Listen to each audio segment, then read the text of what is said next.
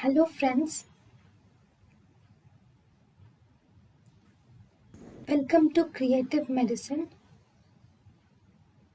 In this lecture, we will learn about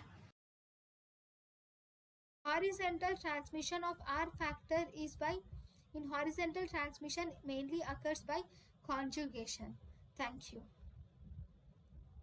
Polymerase chain reaction is discovered by who discovered polymerase chain reaction?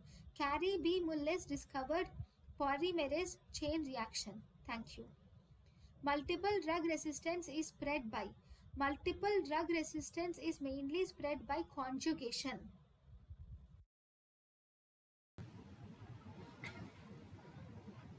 thank you and thank you for watching.